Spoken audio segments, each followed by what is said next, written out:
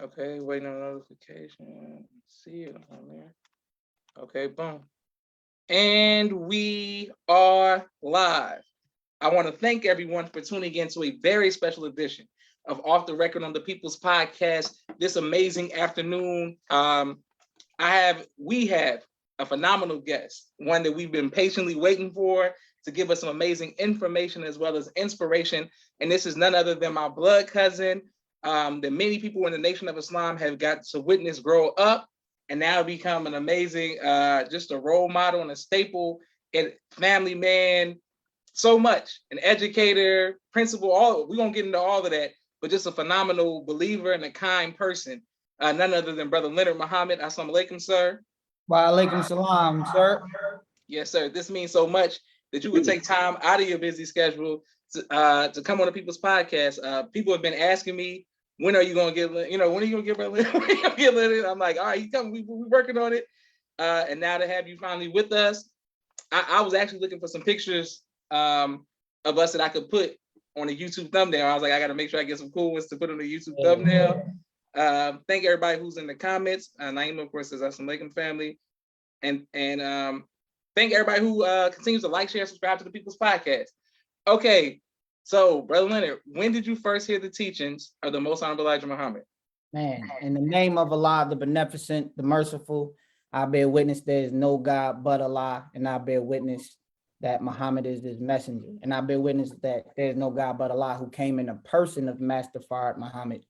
And I think that distinction is important to say at the onset, so you know who I'm with. Man, I'm very nervous, bro. Extremely nervous. Like, this is not something I take light at all. I watch your show. I'm a big fan. I watched everybody. I'm trying to do better than like Haki and Dion and stuff. So, I'm a little bit nervous, but I'm happy to be here, and I'm gonna just have a conversation with my cousin. So to get to your question, well, we were born in the ranks. We were born in the Nation of Islam. My mother and my father are both still soldiers in the Nation of Islam, and they were before I was born. So I'm certain. I mean, we all heard how to give birth to a God. I'm certain my mom heard it. So I'm sure that she was playing the minister and, putting the headphones on her belly so that I could hear and fall in love with the Honorable Minister Louis Farrakhan and his voice. And I thank Allah for that. So as far as I can remember, the teachings have been just a mainstay and a focus in my life. And I thank Allah for that. Praise be to Allah. Yes, sir. And I see my sister Mimi said Assalamu alaikum fam. Okay, now Leonard, Brother Leonard, what is the let's go. Okay, man, you just threw me off when you said when I'm reading all these. Okay, yes, sir. No. Who are your parents so people can know? Yep. So my father is Brother Jamil Muhammad, a long-time helper of the Honorable Minister Louis Farrakhan, and my mother is Sister Jamila Muhammad, also a long-time helper of the Honorable Minister Louis Farrakhan. My father's originally from Cincinnati, Ohio. He came into the teachings in DC in the late 70s. I think he first got put onto the teachings prior to 75 in Cincinnati, with grandma at the head of that household. And my mother joined the ranks in Philadelphia at Temple Muhammad's Mosque number 12, top of the clock in Philadelphia. And they've been, striving believers for my entire life. That's my people. Praise be to Allah. Yes, sir. And growing up, what has been your favorite Savior's Day memory growing up in the nation? Man, it's so many. A lot of them revolve around drill, as you can imagine. Yeah, my first time drilling, like I got, they're fond memories now, but they was like nightmares at the time. We drilled. I was a junior FY in Atlanta, and I remember I was the DI. I don't know why, and I blame Horace and Rasul and Aaron. Everybody was on that drill team. Is all y'all fault because I was not fit to be a DI, but I just didn't, it wasn't something I was ready to do. But I would say this: this This was back when they used to have the elimination round or the preliminaries. Yeah, then yeah. Preliminaries, you would make it to the finals. So at the time, I had a cousin who some of you all may know, but my cousin was a DI in Chicago, and he was just firing it up for the junior FY. They was winning every year and all that. And I always, my cousin / big bro, I always wanted to follow in his footsteps. He was the DI. So I'm talking about Josh, everybody. I'm talking about the host of this podcast. He was a DI, so I wanted to be the DI. And I was just so excited when we finally got out there, because I think New York had already did Jay Karan and all that. So the drill comp was starting to gain its height and popularity again. Josh was out there killing them. He had on the blue, the blue official uniform before you could get those. And so we went and got them. I was like, well, Josh got one, we get it. So we went and got it. And I remember, I don't know if this was the finals or the prelim. I just was happy we made it to the finals. But my dad was hosting, so he used to always make a joke about lost children. He's like, oh, you got a lost children. Their parents are in the unfit parent section, whatever. And I remember Brother Akil, Brother Nigel, I think he might have been Brother Dion at the time. They was all kind of on the side. So the plan was to come out first, and then the drill team was supposed to come out after me. So you remember it was in the McCormick, it would just be thousands of people just going straight back. I'm like 11, 12. So Brother Akil hey, go ahead, nephew, go ahead. So he pushed me out on the stage, and I run out there all hype. But then something happened. My dad was still making announcements or something. They held the rest of my drill team up. So I'm out there just standing on the stage by myself. I look behind me. They supposed to be walking out behind me. There's nobody behind me. So I'm just on the stage, nervous. I'm standing there. I got the mic. I'm just for 60 seconds, which felt like an eternity. So I'm standing there, and my dad, he looks at me and he said, well, I think we got another lost child. And the whole arena just erupted. Everybody, everybody cracking up. They thought it was the funniest thing in the world. My spirit was crushed. And I think, I'm joking. My spirit wasn't crushed, but I was embarrassed. And, that's the reason why we didn't win first place. So, I'm joking. We had some work to do, but I remember moments like that. I remember Savers Day 95.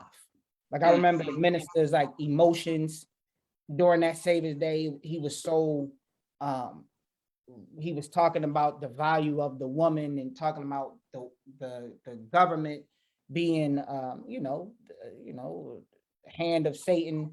And he became so emotional towards the end. And I just remember all the brothers standing on the stage, coming around him, and just the feeling and emotion. We might have been sitting rows and rows and rows back, but you could feel that.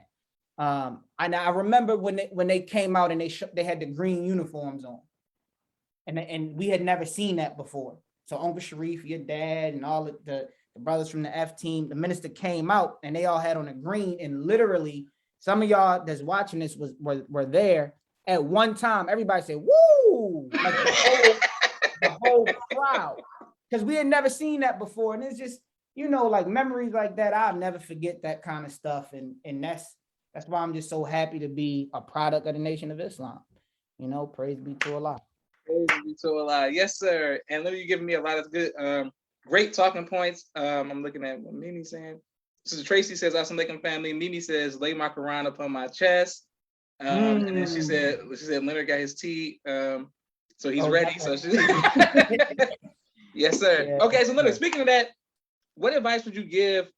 Now we're gonna come into you being a judge later, and doing all that kind of stuff with drill. But to the young junior FOY, junior Vanguard who are drilling, who may have to deal with awkward moments like that, right? I had awkward moments where my drill team faced the wrong way, as a man and as a junior FOY, stuff like that. Me messing up on stage and running. What advice would you give to people dealing with anxiety and trying to being small? Because we treat them like they're not small. It's like I said, fall right. Brother. Yeah, no, for sure. No, it's hard. It's hard because I could say, man, it's all good. Everybody gonna love you and everybody. And that probably doesn't mean anything to them little soldiers, the junior FOY, junior Vanguard, because they've been practicing for months. And for months they've been training and they they put a lot of pressure on themselves. Like they want to represent. I would say it's more so for the adults around them, the people that's around them, to let them know win, lose, or draw, as long as they representing the most honorable Elijah Muhammad and the honorable Minister Louis Farrakhan, we are happy, we're pleased, enjoy, and they got to hear it constantly. They got to hear it constantly, and then it'll become real. And then when they come off and they don't do a good job, because sometimes that happens, or it just doesn't look like what you planned for it to be, man, come up, hug them, act like it was the best thing in the world that you've ever seen, and that will make a difference. But these young people are smart, and they know what they want it to look like. We want to do this, we want to be like that, and if it doesn't happen the way that they planned it to be, disappointment is natural. Especially, it just shows too, like the respect that people have for the exercise of drill and the drill competition. If they didn't care, then they wouldn't have those same feelings. But because it is a nerve-wracking thing, you are going out there in front of thousands of people. Those kind of emotions and those feelings are just normal. They're natural. Even this too, Josh. Like as adults, like you might have a certain pace for your drill routine, and it might be boom, boom, boom. Y'all get on that stage, boom, boom, boom, boom, boom, boom. It's because your adrenaline and your heart is beating so fast and so much. So we just try to, for the little ones, for the junior FY, junior Vanguard, we try to just show them as much love.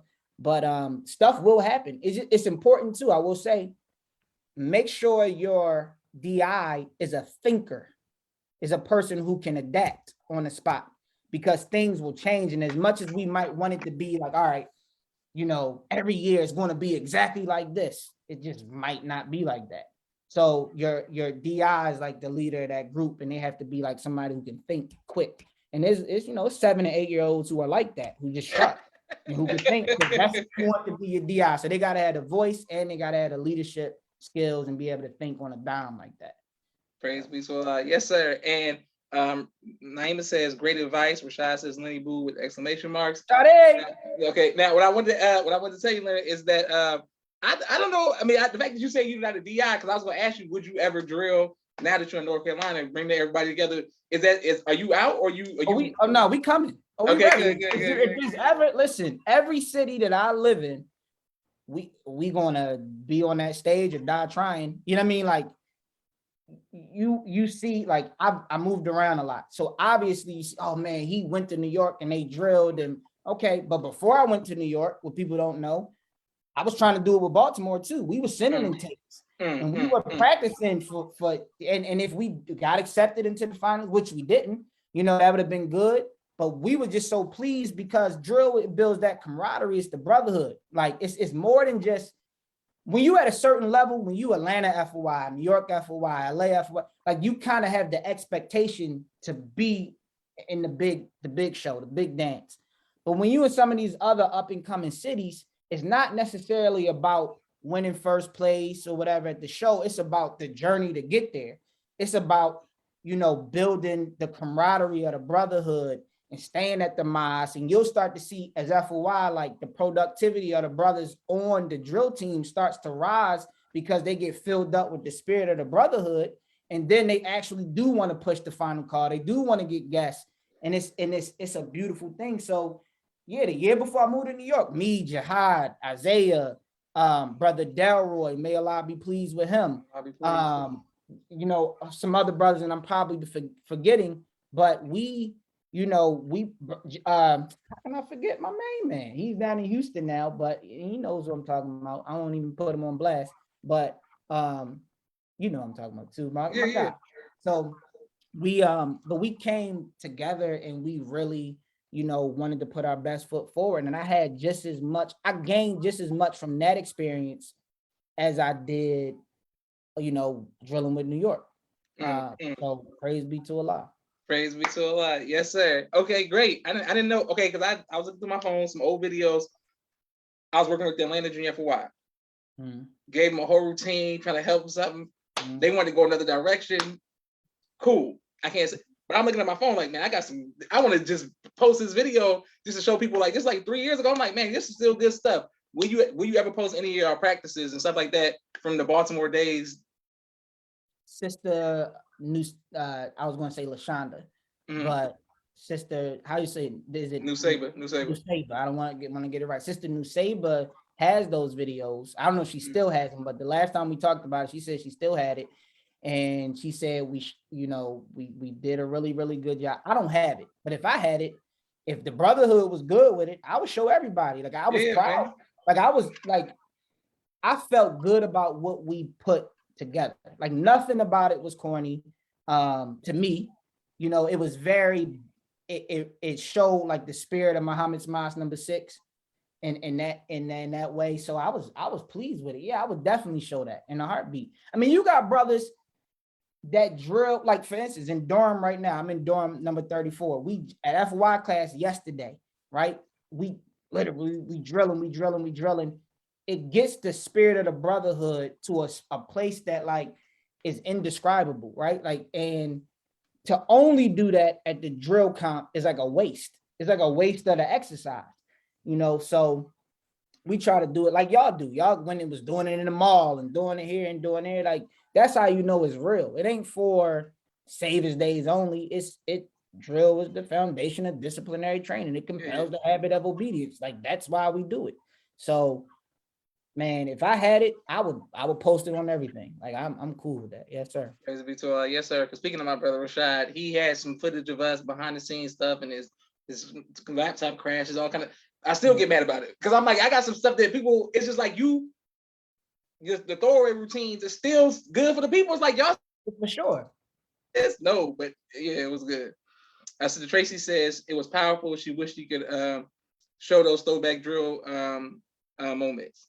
I can only imagine what Baltimore was like. I think Sister Tracy probably saw us practice. Like she, the believers would sometimes see us.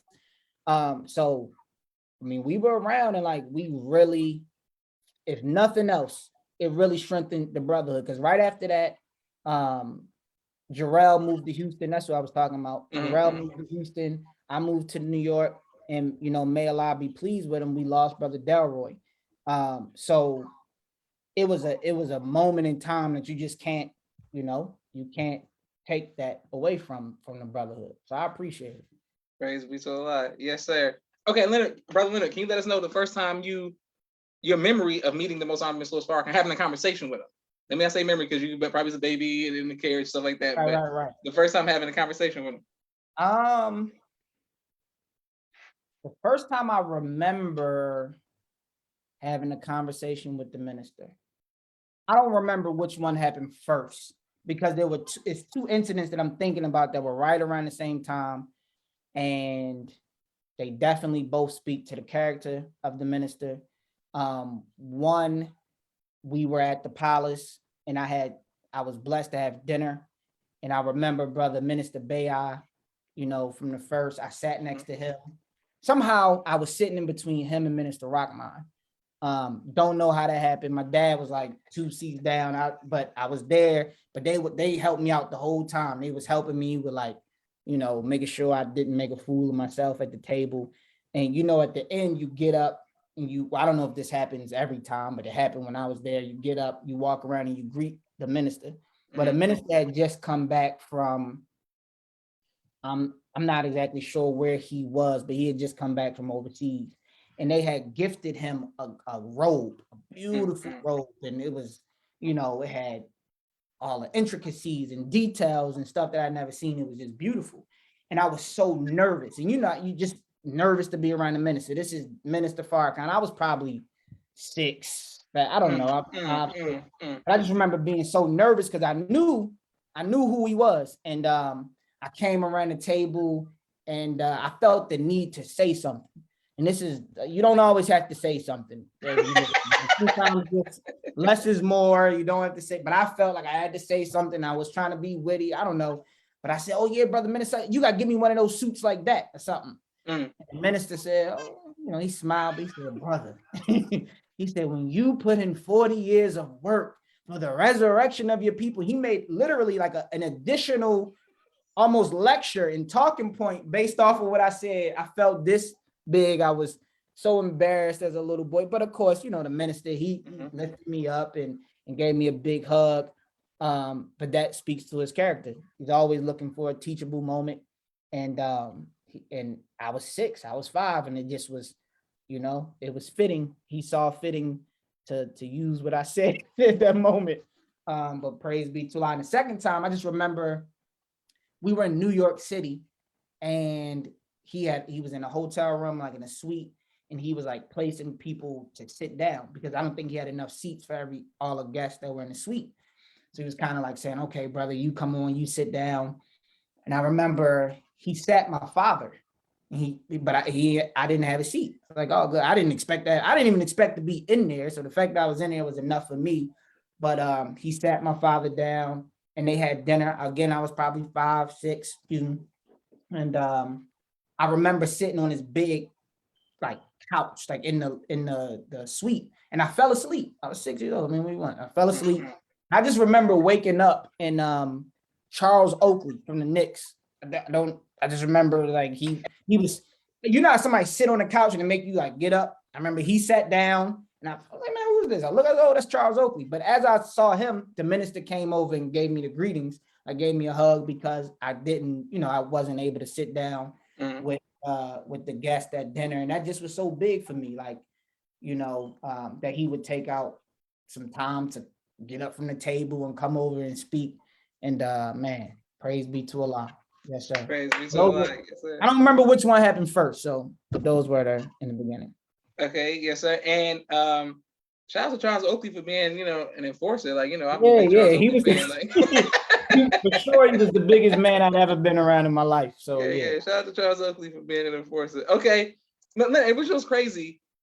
One time I was in DC with you. Our parents were upstairs, and Rod Woodson was going to meet the minister. And the thing is, like, it's the most random basketball player. It's never like, yo, they go Iverson, they go Michael Jordan. It's like, oh, Rod Woodson, okay. Okay.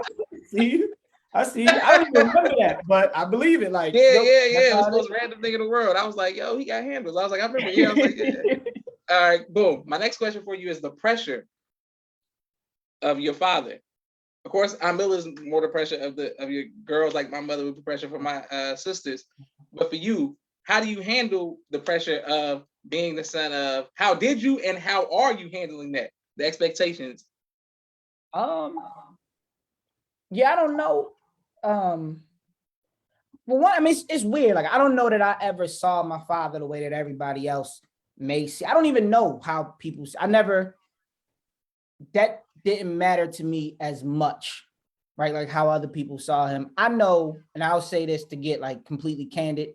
I don't know, it's probably thousands of people watching this, but I'm talking to you. So but I remember being a little boy, and as Allah is my witness, sometimes being too shy to talk to my father, like, or I wouldn't say shy, but like maybe even a little timid or afraid. And it wasn't because he was the student minister or this or that.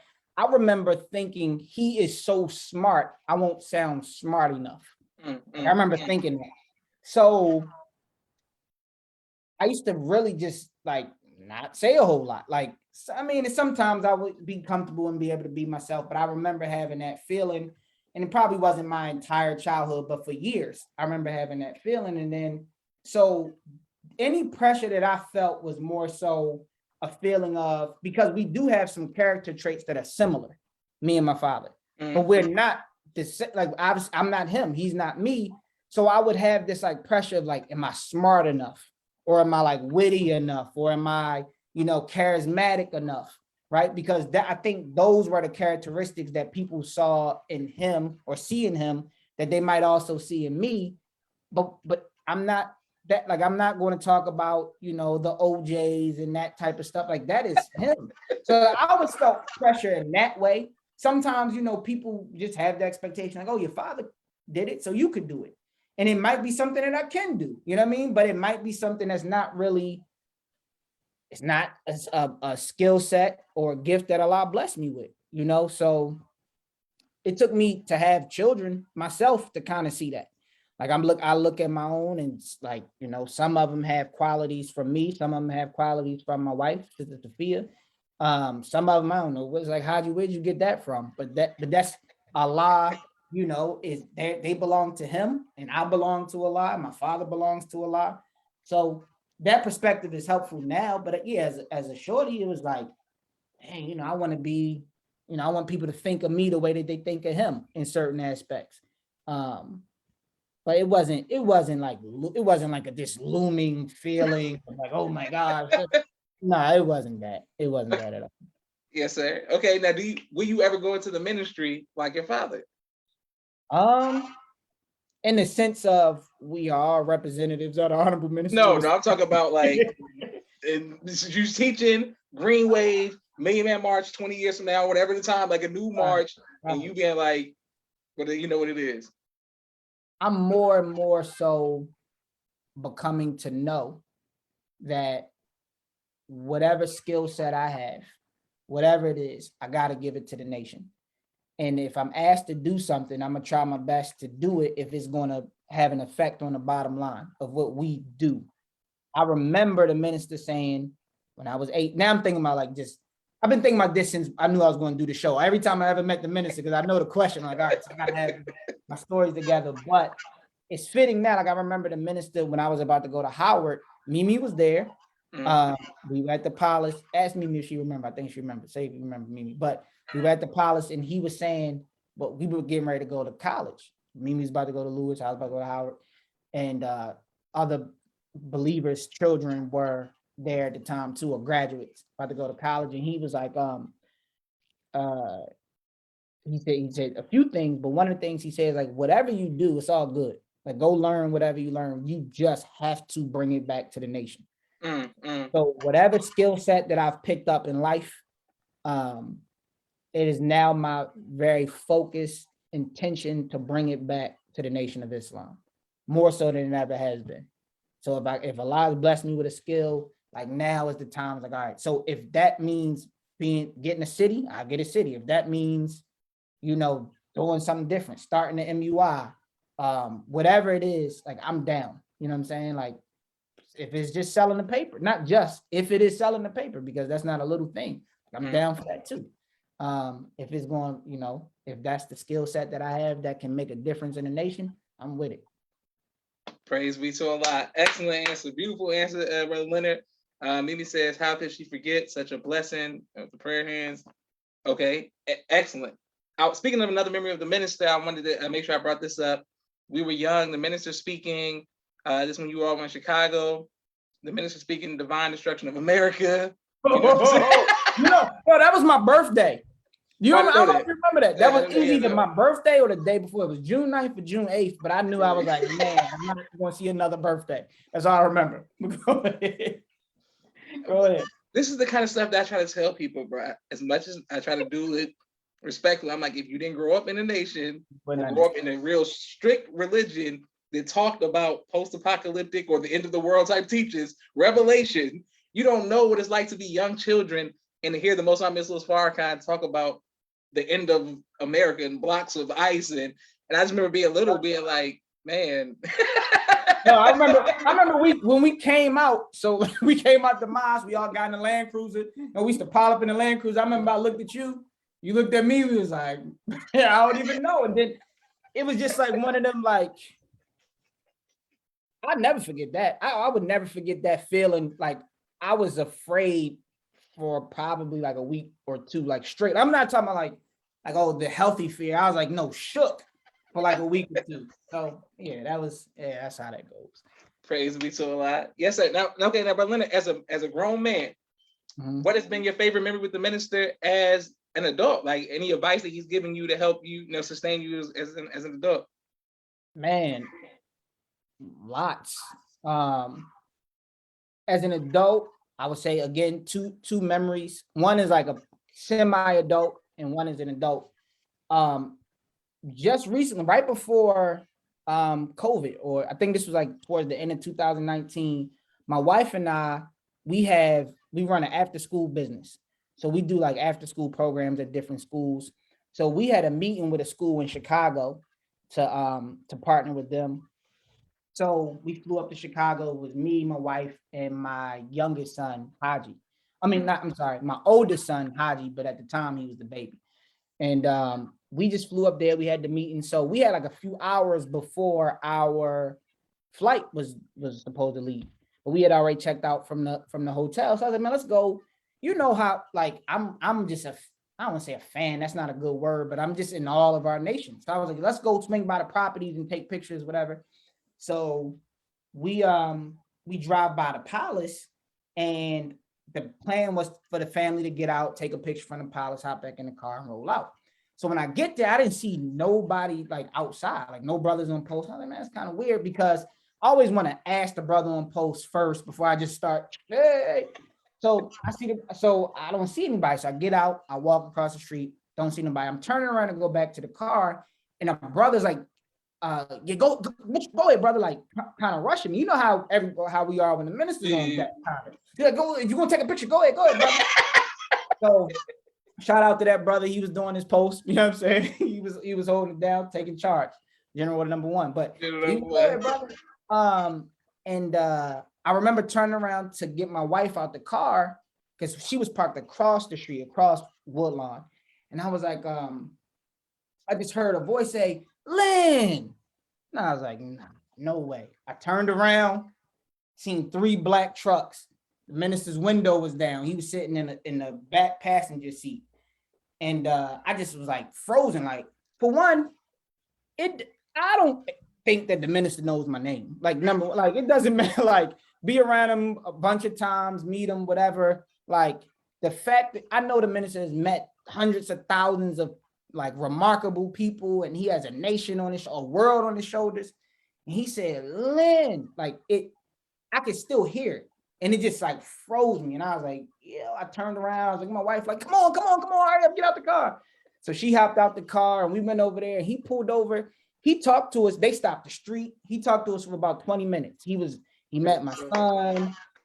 He gave me some personal advice that I'll keep there. But he was very kind to my wife. He told me to give a message to my mother and to my father. And this is what he was 87, 80. But the fact that he can remember like me and be so personable, and for my children, man, it's just like, what more can you ask for, man? Like, praise be to Allah. I would never forget that. Haji has bragging rights in my house because he's the only one of my children that's met the minister. So, man, praise be to Allah. That was big. And then another one I would never forget, and I won't get too into detail because I don't know how much into detail I can get, but I remember being a student at Howard University, and the minister's granddaughter, Sister Sophia Farrakhan, also went there. So I remember I seen a brother from the team on Georgia Avenue, but the minister wasn't supposed to be in town. Like Reverend Willie Wilson didn't have anything in his church, or it wasn't like that type of thing. I remember like, I don't know. I was like, let me call Sophia, because if anybody would know, his granddaughter would know. So I called her and I said, is your grandfather here? Like, is it, and she's like, I don't know. So she let me call you back. She called me back. She said, he's here. He's at the hospital. He's at Howard Hospital. So we went to the hospital. They gave us a hard time about getting in. They were definitely holding down security. They took us to a part of the hospital I had never been to. And I was a student at Howard. I've been in that hospital, not as a patient, but just, eating at the cafeteria or whatever. And I want to say he was on the top floor, and he had the whole floor. So we walked down this long venue or whatever, like this long like hallway, and nobody was up there. Like, it was like no people. Then when we finally got to the end, I saw like 2 nurses, a doctor, and I saw Supreme, brother Mustafa Farrakhan. And he's, oh man, he gave his niece a hug, gave me some alaikums, whatever. And he told us to sit down. We were sitting with Sister Fatima, the minister's daughter, in like a kind of waiting room. So she got up and she went wherever she was going. So Supreme came back in, and he was like, all right, he's going to see you now. So Sophia got up. I stayed seated. Like, he's not talking to me. So Supreme was like, no, come on, you too. So I was like, wow, okay. So we went in, and he was in the hospital bed. Like, he was in the hospital room. And you could imagine, like, I never in my life, it would be weird to me to see the minister without a suit and bow tie on sometimes. But to see him like in a hospital gown, it was a different type of experience. And to see, and I don't want to get into too much detail, but to see, what he was going through, was something I will never forget. But what I also will never, ever forget, he was visibly in pain.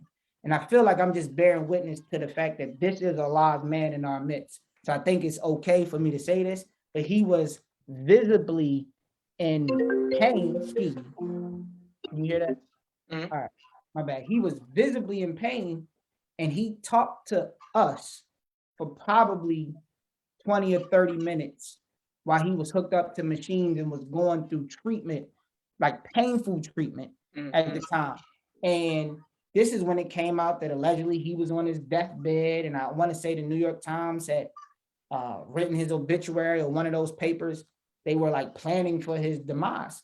And while he was quote unquote on his deathbed, he was teaching, like literally, like he wasn't like, oh, I'm in pain, y'all come back.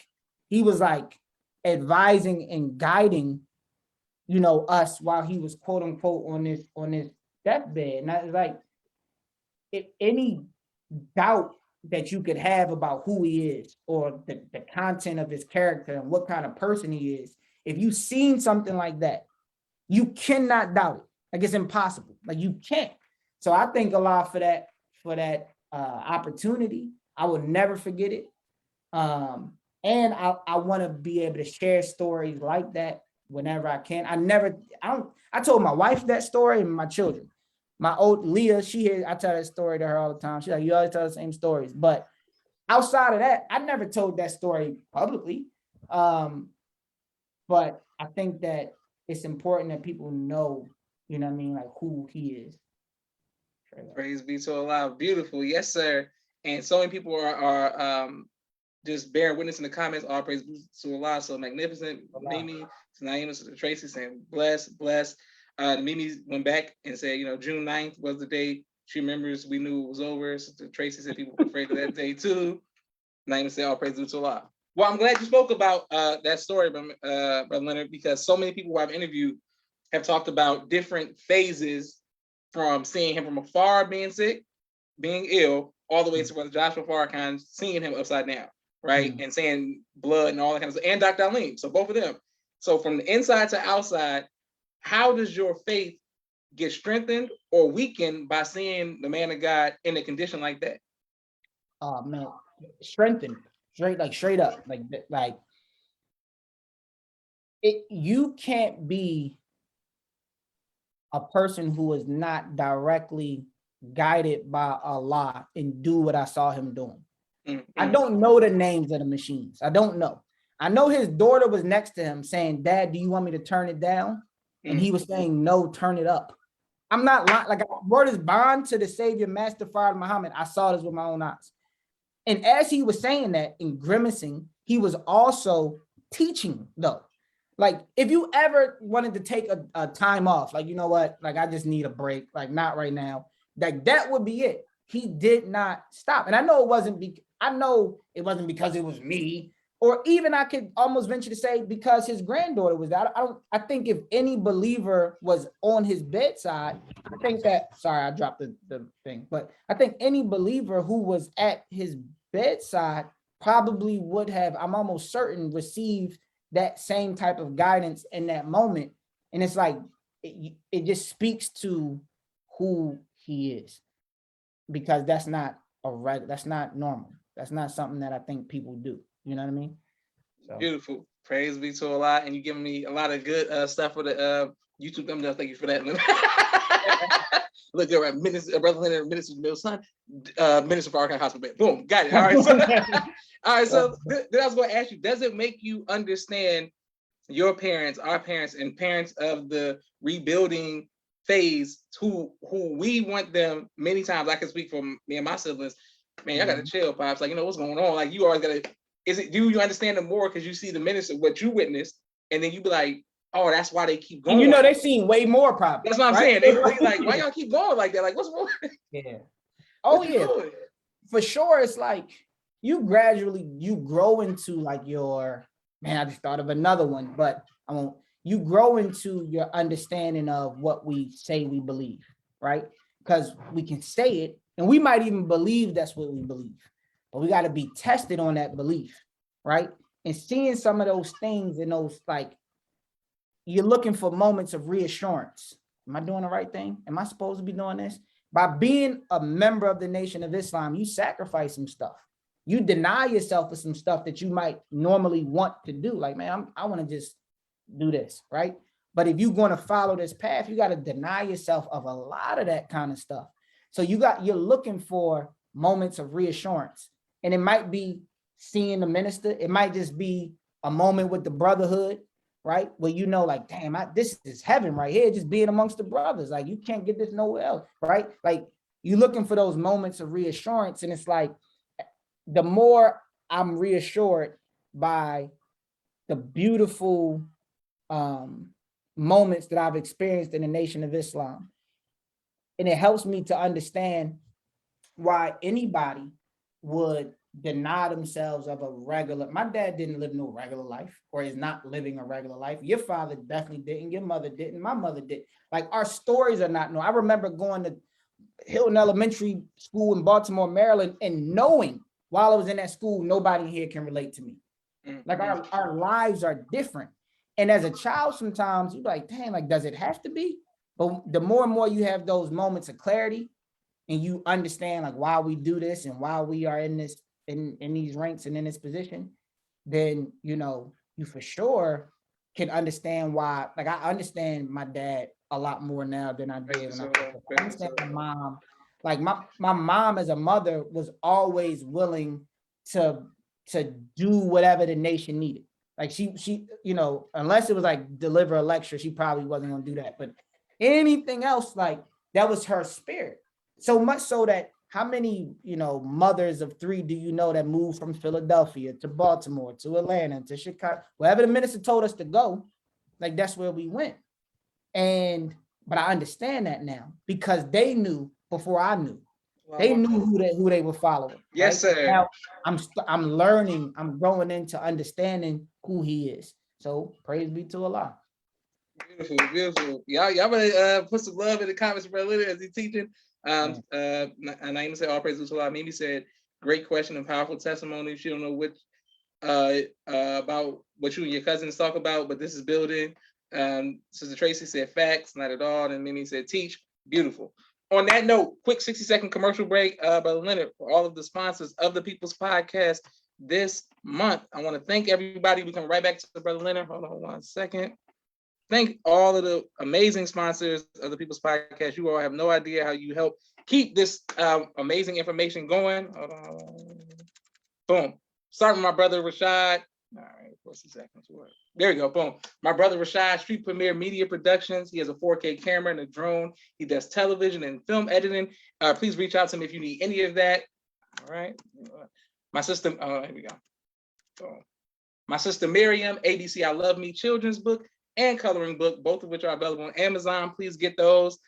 There we go. My sister Naima, Stay on Point Dance Academy, LLC. She teaches ballet virtually to young girls all across the country and right here in the studio in Atlanta, Georgia. We love our tiny dancers. Sister Sherry Muhammad, oh my goodness. Sister Sherry Muhammad, Asiatic Minds virtual school. They teach tech, STEM, young kings and queens. Thank you very much, Sister Sherry, asiaticminds.com. Student Minister Robert L. Muhammad of Austin, Texas, squashing the beef in the Southwest region. Thank you very much. His wife, Sister Fudia Muhammad, Children of the Most High, giving birth to a guy in the science of child rearing. Thank you very much. Please reach out and get that book. Thank you very much for Sherry popping up again. All right, here we go. Urban Streetwear Clothing for Men and Boys Fashion Guides, 314-329-6009. Please reach out to him. He'll keep you fresh like a fashion guide. Thank you very much, sir. Dr. Henry M. Carter, King Henry's Turkey Legs, right here in Atlanta, Georgia. Brother Rashad Muhammad, COVID-19 Disinfecting Cleaning Services of Chicago. My father's book, A Soldier in the Movement of Christ, AbdulSharif.com. Down is Not Out. Please get both of those. And last but not least, my two books, Cleopatra, which is a children's book, and No Father, No Excuse, both of which are available on Amazon. Boom. If you all like to be a sponsor or donor, please cash out the People's Podcast. Speaking of books written by, you know, my father, and will you ever encourage Minister Jamil, your father, to write a book? I don't know if I'm allowed to say it, but I think might be some things in the works. Praise be to Allah. I would say that. Beautiful, Yeah. beautiful. I think that all of these stories have to be told, and I think that just me being in school now, learning the primary sources, secondary sources, it's nothing better than having people tell your own story than as opposed to somebody else being like, I don't know if I could get the same impact of a book about your dad from his best friend, and something I'd be like, no. Not that I want to read it, but I'm like, no, you know what I'm saying? I much better hear from him. I'm like, let me just hear what you got going on. You know what I'm saying? Naima said he is teaching with all of the clap emojis. And so Tracy said your mother even offered to take her son in so she could be free to accept the college scholarship, but she couldn't see leaving him behind. Praise be to Allah. Amila always being kind-hearted and showing love.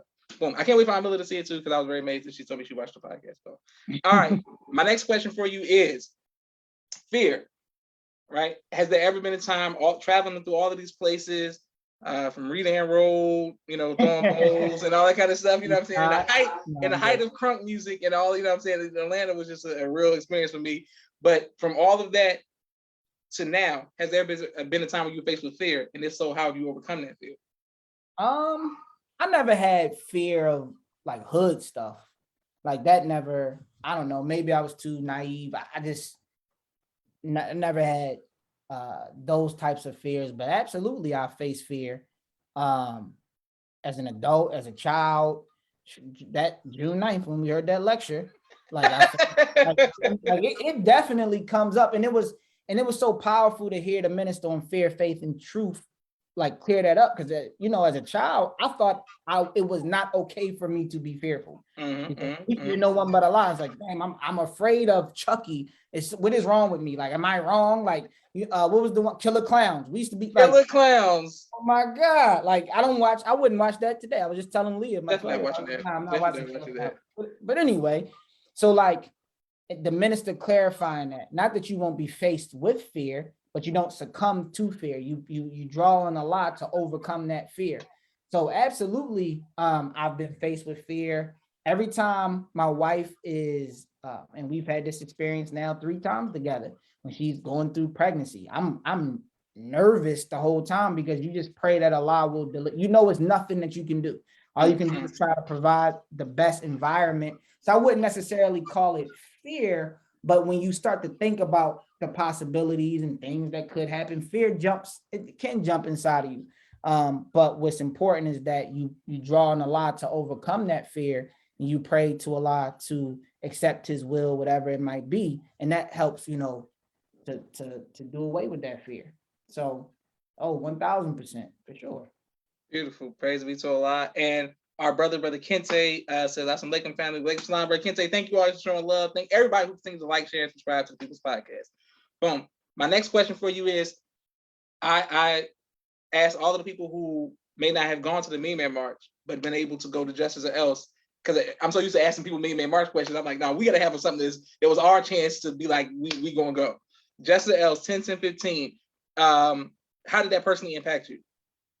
In a huge way. In a big way. That's where I met my wife. So okay. Like in the biggest way, you know, just in that doing the work. At the time I was rolling heavy with student minister Hafiz. I was living in New York, and when we were gearing up for 10, 10, 15, I was working at a school that was on the corner of 124th and Lenox in Harlem. Used to be Rice High School. The mosque is on 127th and Lenox. So I was 3 blocks away from the mosque every day. It was like right there. And I remember Brother Hafiz, and this is why, man, I have an immense respect and love for Brother Hafiz. Praise be to Allah. Like for real. And I think Allah was able to tell him this. Because if I'm being candid, I didn't know him the way I got to know him before I moved to New York. So I didn't have that feeling of love and admiration for him before I got there. But Brother Hafiz, one of the hardest working brothers I've ever been around. Like he works, and people in the streets in New York, they'll tell you like, oh, that's our guy. So that was just a sidebar. But leading up to 1010, man, he gave me an opportunity to work with him. I had an official title. I think I was like the youth represent, something like that. You know, they gave me a role to play. Like they gave me something to do. And that was much. important. And we were filling up them buses. You know, we were going to the LOCs, and I would say almost every Wednesday and Thursday, Brother Hafiz would call me, tell me to leave school early, leave my job early. So, you know, he was, come on, brother, come on, meet me right here. I would leave, and we would hit the Bronx, go to a project in the Bronx. I'm talking about listen to any Cardi B, out like High Bridge, all that, the Brooklyn drill music, Fabio Farna, wherever you could think of, was like, nah, don't go there. We was right in there, like me, brother. Sometimes it would be just me and him, and we was just putting in work, putting in work hard during the week, and so I gained a lot out of that soldiering. It renewed my spirit and my love for like soldiering, like being in the streets with the people. And that was important. And then, you know, needless to say, getting there, like, so we came down. Nasser had set up some speaking engagements at some schools in DC. So when I got to DC, me and him, and I want to say brother Salih, a few other brothers, we was hitting the schools, teaching to the staff in DC, like, all right, we doing it. I mean, the spirit was just so high. It was like, all hands on deck. Nothing to. If they'd have told me, look, one of the buses, the radiator broke. We need you to figure out how to fix it. it. Whatever it took to get the people down there, that's what we was doing. And then we came to it was a meeting at mosque number 4, and I saw, you know, my wife. She wasn't my wife then, but she was on security for Sister Minister Ava, and I looked, and then, you know, the rest was history. Praise be to Allah. So it definitely changed my life in a huge way. And I thank Allah for that weekend, because it was life-changing in a very good way. So praise be to Allah. Praise be to Allah. Yes, sir. Yes, sir. Okay. Sister Tracy said he was such a giant. Speaking of Minister Hafiz, can you share another story about Minister Hafiz? Because I always tell people that you know, he watched us grow up, but I was always taught, like, you know, leave like grown folks' business. Like, I ain't what I'm talking to people for. You know what I'm saying? Right. So all our interactions were through drill, and he was funny. So, you know, he was funny to me, making jokes about Fede, like, oh, y'all here. So he was very, I didn't see his size is serious, you know what I'm saying? But he was so kind and nice to me that all our memories was positive, making jokes about drill and things like that. What's your favorite memory dealing with him outside of the work? Similar. Brother Hafiz was hilarious, and he always had a heart for the young brothers. Or younger brothers. We weren't really young, but younger brothers. So, you know, Alton and Tariq, and like, he always had the young brothers around him. So it wasn't crazy for us to like sit down in his office and have like a long 2-3 hour like man talk. We was just able to talk, like just have real conversations, and he would tell us about stuff that he was going through and how to avoid it and what we can do. And like, I'll never forget. And he knows drill. Like, he would always come in and be like, brother, and we'd be practicing. He'd be like, y'all need to just throw a salute right there, do a brigade salute and roll out. We'd be like, I don't know. But he was always super concerned with us personally. Like, very, I mean, he came to my defense on a number of occasions. You got to remember too, almost every mosque that I came to, with the exception of Baltimore, like, that's why Muhammad Mosque number 6 will always be like my home mosque, no matter what. Every other mosque that I've gone to, I've been kind of like the new guy. This is the new guy, right? So when I got to New York, it was, you know, like, I had to deal with people trying to figure me out. Who are you? What are you doing? Blah, blah, blah. And Brother Hafiz always came to my defense. And I thank Allah for him.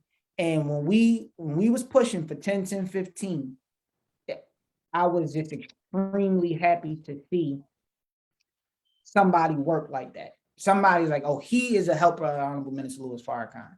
And this is not something I'm saying, like, you know, now that he's no longer with us. Like, I was saying this before that because it's the truth. Like, that brother worked extremely hard and had a heart for the people, and wasn't afraid of nothing or nobody.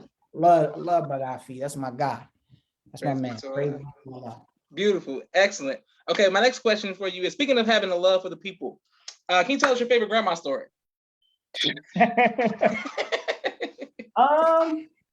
my favorite so for everybody, Joshua and I, we share the same grandmother. My grandma is one of the most special people that I've ever been around. I'm gonna tell a story that I was telling Leah recently. I always tell Leah all my stories, but it's a story that I was telling her and my wife recently about. I don't know if you remember this, but Mimi, Camilla, and Carmen were in a fashion show in DC. I don't know, y'all might have just moved to Chicago or was still even living in DC at the time. But the fashion show was in DC. We was in Baltimore. We all came to Pop-Pop's house, Pop-Pop Ball. Came to Pop-Pop Ball's house. And I remember me trying to be cool around you, thinking like trying to impress, oh, Josh is gonna be there. And my dad telling me, yo, put your suit on. No, he didn't say yo, but put your suit on. My mom telling me, put your suit on. You gotta wear a suit. This is that type of occasion. I was like, no, I'm trying to wear my sneakers and I got this Ninja Turtle t-shirt. I really want to wear this Ninja Turtle t-shirt. So they like, all right, man, go put your Ninja Turtle t-shirt on. We get to Pop-Pop Ball's house. You got on like a tuxedo. Mimi got on like this gown. Camilla and Carmen got on all this gown and stuff. And there I go. I got this Ninja Turtle t-shirt on. I cried. I was embarrassed. And I remember grandma pulling me close. She laughed at me a little bit, but she definitely like wiped my tears a little bit and was like, don't worry about none of that. You strong, you be like, she built me up. And that's not a story like, it's not big and profound and all that kind of stuff, but it's something like I will never, as long as I live, I pray I never forget those moments because it's like the little things like that drew me like close to her. Yes, sir. My grandma. Yeah. Excellent. Okay, great. And I just want to also say that I'm very proud. We are very proud of Brother Leonard. But me specifically, 2 Saviors ago, we didn't know it was going to be our last Saviors Day for quite some time. Brother Leonard had me cussing at a public event full of Muslims because I was so pleased to see you pushing the stroller with your wife and the fur around. I was like, shit. I'm cussing him because I'm like, man, I know this guy my whole life. Look at not the end result, but the, you know what I'm saying? Like, this little man who grew from a GFY man to having his whole family, and I was so proud to see it. You know what I'm saying? It's different than being like, oh yeah, Lily got married, got your boo. It's like good. Then I'm seeing you at Saviors Day. That's a beautiful, and I know that so many people around the nation feel the same way. So I hope that we all start verbalizing our pride and our giving people flowers while we hear. Naima says all, Mimi says big because you remember it built you up, and Sister Tracy says priceless. Okay, beautiful. All right, my next question for you, sir, is your greatest trial in life, and how have you overcome that trial? It's a ongoing trial. The trial to accept the teachings of the Most Honorable Elijah Muhammad and be a Muslim. So like we grew up similarly, you and I. There's not a lot of people I can say that to. So we obviously grew up members of the Nation of Islam. We grew up under the teachings. We grew up knowing who the Savior is, and we grew up with the teachings. We grew up with a certain code of conduct, but it does not mean that we were shielded from Satan's world and life. Like, and we were never like the most sheltered Muslim children.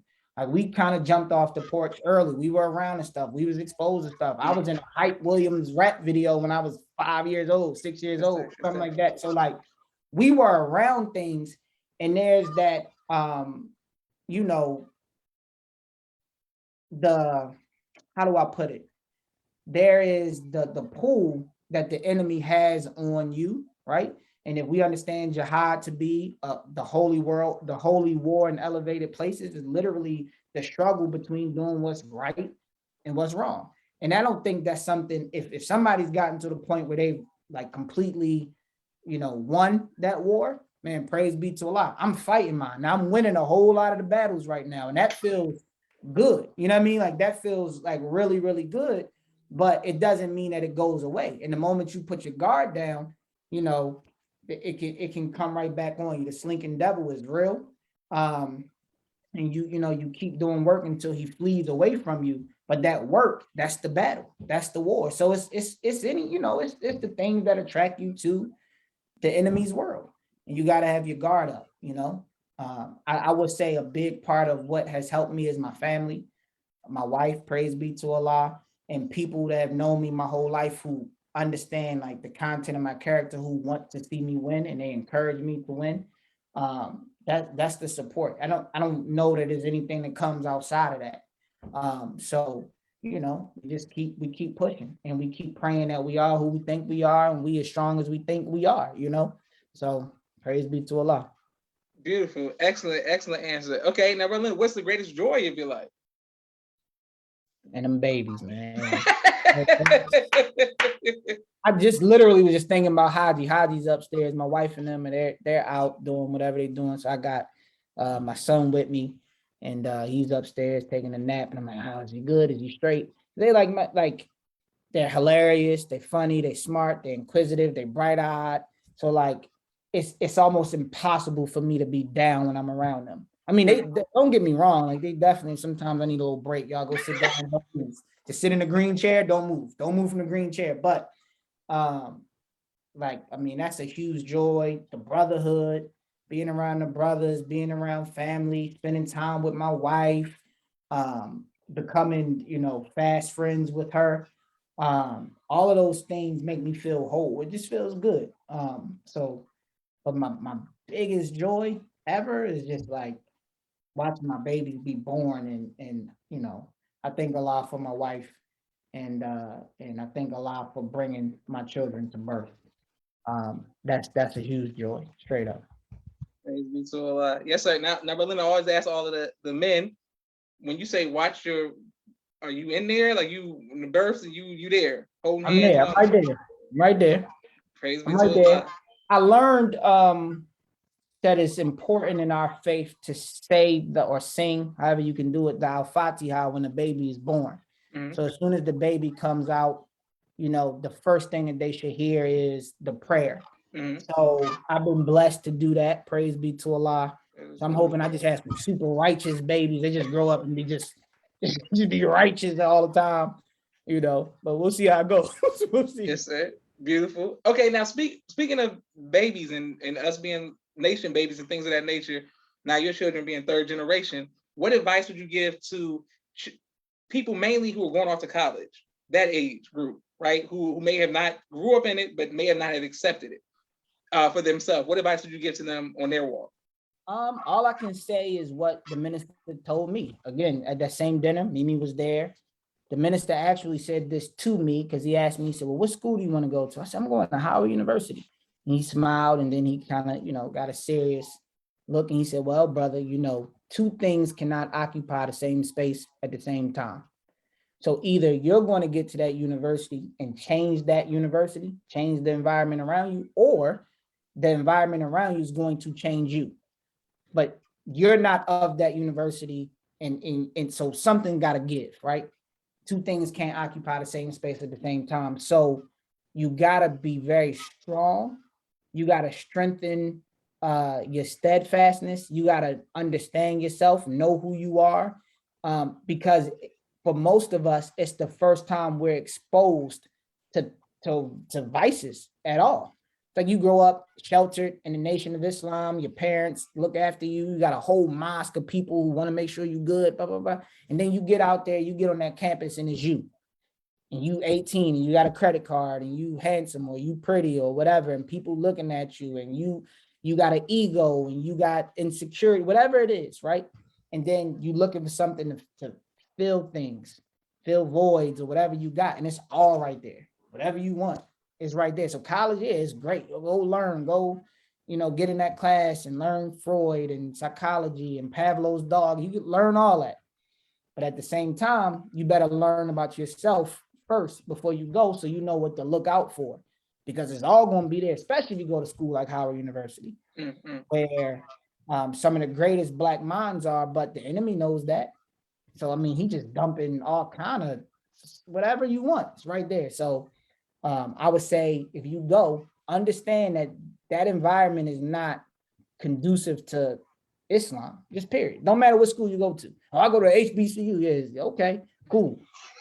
Whatever school, whatever college you go to is not conducive to Islam. So you got to know that going in and have your guard up. And if you do, you'll be fine. You'll be straight.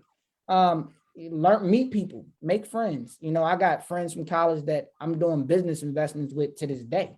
So it's like network, get to know people, but remember, you know, don't get pulled away too far because some people don't make it back or have not made it back yet, I should say. Praise be to Allah. Excellent, excellent. I also wanted to speak to you about recently. This is man, it was a tough one here in Atlanta. We lost our brother Assad, and a lot of that has been going on. But when I was dealing with that, I reflected on you and how you handled brother Andre, and you know, just being young, because I never had to experience that from somebody who was close to me like that. If that makes sense, you know what I'm saying? So now that happened. What advice would you give to people on healing and dealing with the loss of, you know, young people who are real close to you? Yeah, man. First, you know, let me say, may Allah be pleased with both of those brothers. Aside, like you know, people, I knew he was like I really knew him as a little boy. Like I remember when they moved over from California, they moved to Latonia. We was in Stone Mountain, so they were like right down the street, and we would be over there all the time. And you know, I know Asad, like you know, it's Asad. So that was tough, right? So I understand that. With brother Andre, same thing. We've lost other brothers that I've been very close to. I consider family and cousins, and it's a part of our journey in life, and just you know, specifically growing up as Black men. Unfortunately, sometimes we deal with that a little bit more frequently or sooner than other people have to deal with it. But if we're wise, it's a lesson in everything for us. I know that the first time I had to perform a ghusl, I'm not sure if I'm pronouncing that correctly, where we prepare a body, a deceased body, for the janazah, and we say the prayer over the body and make sure the body is clean. The first time I did that was for two young brothers who I was extremely close with. Like probably saw them a week or two before they, you know, transitioned. And I learned something in that moment. And Andre was with me. He was there with me when we did that. He was one of the brothers. It was me and him who performed the ghazoo. And I will never forget that experience because it helped me to understand point number 12. And I'm gonna tell you how. Like I remember seeing these bodies and thinking, oh, my little cousin is not in that body. But that body had a soul, and that soul was my cousin, right? But that soul doesn't necessarily exist either without a body to dwell in. So to say that Allah is this spook, it's like, no, it's a soul that must have a host body in order to be real. You know, and I learned that from having that experience and being able to, or permitted by Allah to experience that. And it was very painful. But it helped me tremendously to do that, to have that experience. So then fast forward when Dre transitioned, and Dre was one of my closest friends. I mean, we went to the same high school together. He lived with me. We, you know, very close. So when that happened, or when we had to experience that, I was a little bit more prepared, because I had that understanding. So even, you know, going in, making sure his suit was, you know, right and everything. And his family wanted to honor him as being an FOI. So they, you know, they put the national lapel on his pen. They didn't necessarily understand we don't bury, you know, our flag. So going in, taking the lapel off of him, making sure his haircut was right, helping the barber do those things. It reminded me of the first time I had that experience, and it reminded me that life absolutely is precious, but a way to look at it is that that soul is not necessarily dwelling in that body anymore. The body goes back to the earth. We all will. And I know that's a very black and white way to look at it, but it's an extremely helpful way for me to be able to view it. And that man, Dre ain't, to me, Dre lives straight up. Listen, Me and Dre, one of my favorite movies is Mean Girls. People are like, what? How is Mean Great Girls? movie. It's a great movie. Great movie. It's a great movie, number one, but I'm gonna tell you why.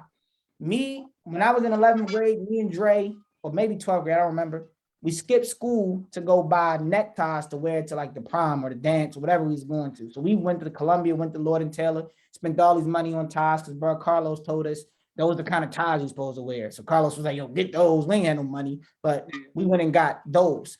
When we were done, we wanted to go to the movies. So we go to the movies. The only thing that was showing at the time was Mean Girls. Now we supposed to be two tough guys at the time because we in high school. I'm looking at him. He looking at me. I'm like, man, sorry, man. Let's just go see it, man. Whatever. We go see it, man. We was cracking up like for years off that movie. He got it. I didn't look. I was so. I just didn't have a lot of money at the time. That's how I'll put it. I had to order a kid pack. Like, you go to the front, you get the little popcorn, little whatever. So I'm like, so the lady like, well, what do you all want? I said, let me get a kid pack. He cracks up laughing. He called me Kid Pack until the day he passed away. That was my nickname from him. So that kind of brotherhood and stuff, it means so much to me. And the reason why I say he still lives is because we had a type of sense of humor that I don't think most people would understand. I'm telling that whole story about Mean Girls and stuff to point this out. Like the other day I was in Target and I saw something that was funny in that type of a way that only me and Dre would laugh at.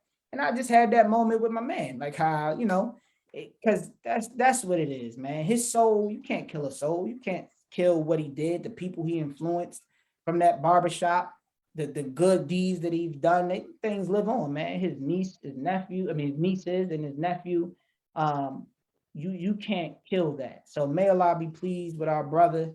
And yes, sir. Beautiful. Praise be to Allah. Well, you're getting a lot of love in the comments, and Sister Tracy is laughing. Mimi says Mean Girls are classic. Naima and Mimi both say all praises due to Allah. Wonderful. Okay, my next question is, do you still hoop? Oh man. I dibble dabble. No, I had, when COVID first hit, I put a cord up in the back. And I'm like 9 for 10 from free throw. You know what I mean? Okay. That's what I can do now. But yeah, if I'm around a court and I don't have on a suit, I'm gonna be on it. Okay. Good. I'm glad. What do you do for fun now since you don't play basketball anymore? I mean, I'm still a hip hop aficionado. So like one of my favorite things to do is to drive and listen to rap music as loud as I can with the windows down. Like I just enjoy that. My wife shares a love of travel like I do. So whenever we get an opportunity to get out there and travel, we do that. I spend a lot of time with the babies. I play fantasy football with the bros. Okay. I got brother Jason from Washington, D.C. I'm coming for you this week. I'm sorry, I got Kent. Brother Abdul Malik's son, Kent in LA. Yes. I got him this week. And if he's listening, I want him to know that I will win and I will make the playoffs. I have to. But that's what I do. Stuff like that. I watch sports. I'm a big, still LeBron. Right before COVID hit, me and my wife was about to go to a game. So we I do that type of thing. I still try to read when I can. I love to go on walks, see things, look at model houses. Got that from Aunt Deep. Go to a neighborhood and look at things and real estate. I didn't even mention that. Like really, you look at that as business, but that's fun, man. If you're doing that with people that you love and get along with, like me, we got some investments with my family and friends from college. I enjoy that kind of stuff. So yeah, yes, sir. That's it. Beautiful. Well, what is your favorite movie of all time? Tough. I might have to give you a top 5. Godfather 2. Okay. Bronx Tale. Okay. The Wood. Okay. Andy took us to see The Wood too, by the way. I remember that for sure. Very inappropriate movie, by the way, but okay. Very like 9, very inappropriate, but yep. We saw it in Savannah. We drove up from Brunswick. Yeah. A Bronx. Mean Girls, A Bronx Tale, Godfather 2, Goodfellas. All right there. Yeah. Okay, great. Well, as you know, we have a last question that we always ask all of our guests. What do you want your legacy to be, sir? And everybody get real quiet too. I watched the show. You ask everybody, be like, but no, I'm really thinking too. I want to be known as a brother who made it. And when I say made it, I mean not necessarily getting a whole lot of money, anything like that. I mean, like, I was steadfast. When the minister returned, I was still here. My family was still here. We were strong enough to weather whatever's about to come. I want to be known as a brother's brother, somebody who you don't have to question their integrity and their love for the brotherhood. I want to be known as a good husband, a good father, and a helper of the Honorable Minister Louis Farrakhan. Beautiful. Praise be to Allah. Yes, sir. Excellent legacy, Bro Leonard. So Tracy says that question takes our breath away every time. And Mimi said, she's talking about our mom. She took us to see every inappropriate movie. We really got to work on that. Really get some better movie choices. You know what I'm saying? Too young to be watching Boys in the Hood when the cousins come in town. Like, it's too. New Jack City. Naima what's the girl's name from New Jack City? Whatever, we can talk about that later. Yeah, exactly. Yeah, don't get me started. Yeah. Okay. Naima was talking some rockabye, baby.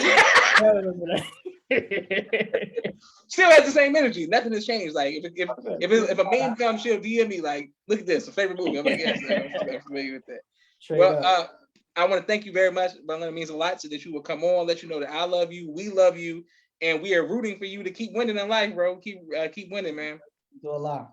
Keep shining. And now that I know that you're drilling, and that you, man, I pray that North Carolina does well, man. Y'all got a lot of top recruits. If y'all go on the campus of Duke University, I'm just throwing it out there. Y'all get a lot of those, you know what I'm saying, some athletes to come out there to join the drill team. So. For sure. Coach K leaving, so they might be ready now. I don't know. Yeah. And Naima said, "Why are y'all telling people this?" But I can't wait to put this on YouTube. Leonard, please send me 2 pictures, man, that you want me to use the YouTube thumbnail. And once again, I'm gonna try to find one when we was little and I seen that. All right, good. Love you, Lynn. Thank you. Not us eating spaghetti though. Not the one with us eating spaghetti. That's a classic picture though. I was going straight for that. All right, thank you for coming on People's Podcast. Can't wait to put this on YouTube. This is Joshua Leonard Muhammad signing off. Hope y'all get that Leonard reference. My middle name, Joshua Leonard Muhammad signing off for People's Podcast. Make salam.